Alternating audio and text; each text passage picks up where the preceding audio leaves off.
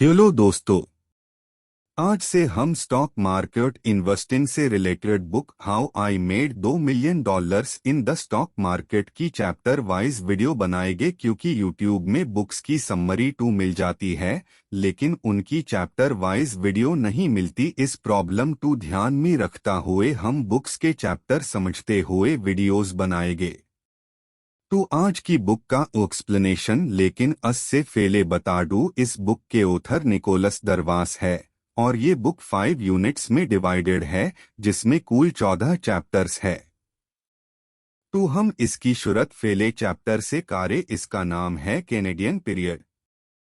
नवंबर 1952 में Latin quarter New York जैब author के agent ने उन्हें फोन किया और कहा कि मेरे पास एक ऑफर है। तुम्हारे और तुम्हारी डांस पार्टनर जूलिया ने जैब टोरंटो क्लब में परफॉर्म किया। इसके ओनर्स अल और हैरी ने मुझे सीएच में नहीं बल्कि स्टॉक्स में पे करने का बोला, और ये ऑथर का सबसे नया एक्सपीरियंस था शो बिजनेस में।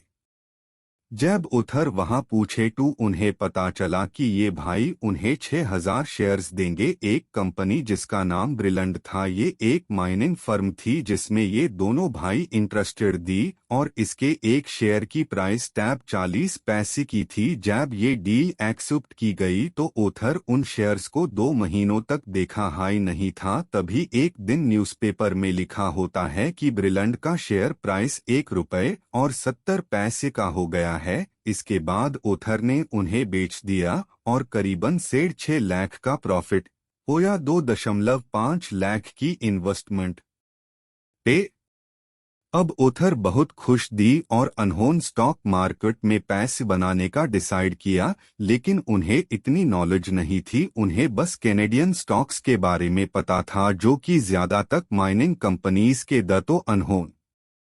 अब ऑथर को इन सबके के बारे में नहीं पता था, तो वो लोगों से टिप्स लेने लगे और उन पर भरोसा करने लगे और उसी शेयर्स खरीदने लगे जिनके नाम उन्हें एक लगते या फिर थोड़े यूनिक होते, लेकिन उन्हें इनके बारे में भी कुछ नहीं पता होता था। तो अनहोन उसी लोगों से एक एक ब्रोकर के बारे में पूछ 1953 में उन्हें एक ब्रोकर के बारे में, लेकिन उन्हें ब्रोकर के ऑफिस अच्छा नहीं लगा। वो छोटा सा जेल जैसा कमरा था जो कि बुक्स से भरा था। जैब अनहोन उस ब्रोकर से किसी गुड स्टॉक के बारे में पूछा तो उसने अपनी पॉकेट से एक डिविडेंड का चेक निकला जो कि एक फेमस गोल्ड कंपनी की रेडाइजन का था, और कहा कि ये डिविडेंड 5 गुना ज्यादा है इसकी प्राइस से जो मेयर डैड ने दी थी। ऑथर ये सुनकर शॉक रह गए। बाद में ऑथर को पता चलता है कि उनके डैड ने इस शेयर को 30 सालों से होल्ड किया हुआ है। ब्रोकर ने कहा कि मैं ऐसे स्टॉक को बहुत समय से ढूंढ रहा हूं और मुझे लगता है उसी कंपनी गोल्ड माइनिंग हाई करती होगी, और अनहोन एक कंपनी ईस्टर्न मलाटिक के बारे में बताया और कहा कि ये कंपनी अपना प्रोडक्शन डबल करने वाली है और इससे हम अपने पैसे 2 गुना कर सकते हैं। ऑथर ने इस कंपनी के 1,000 शेयर्स $250 में ले लिए। एक हफ्ते में इसका प्राइस $200 पूछ गया। इसके बाद ऑथर ने ब्रोकर की टिप्स लेने के बारे में नहीं सोचा।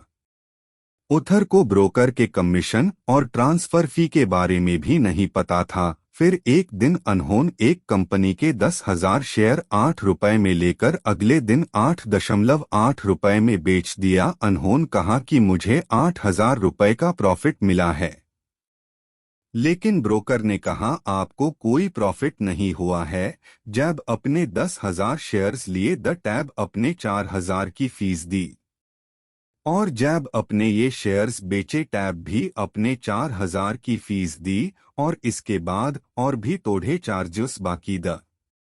ऑथर कहते हैं कि वो उस टाइम पर बहुत स्टॉक्स द लेकिन किसी में भी प्रॉफिट नहीं बना से। कभी कभी ऑथर के पास एक टाइम पर 25 से 30 स्टॉक्स होते द। किसी और स्टॉक्स पर उन्हें लॉस हुआ जो कि करीबन 2.5 लाख का था, लेकिन अभी भी ऑथर के पास 6.5 लाख रुपए बचे दी। अनहोन नोटिस किया कि वो हर महीने करीबन $8,000 का लॉस बना रहे द। इसके के बाद ओथर ने स्टॉक मार्केट से एक प्रॉफिट बनाने के सिस्टम की सोची और अनहोन कुछ सब्सक्रिप्शंस ले लिए और फिर ओथर को रेगुलरली लॉस हो रहा दी अनहोन कैनेडियन स्टॉक मार्केट को छोड़ने का डिसीजन लिया और वो न्यूयॉर्क वापस आ गए और इस वक्त उनके पास 5 लाख रुपए बचे द इसकी के साथ ये चैप्टर खत्म होता है। अगले चैप्टर में हम ओथर की स्टोरी और आगे तक जानेंगे। तब तक के लिए बाय।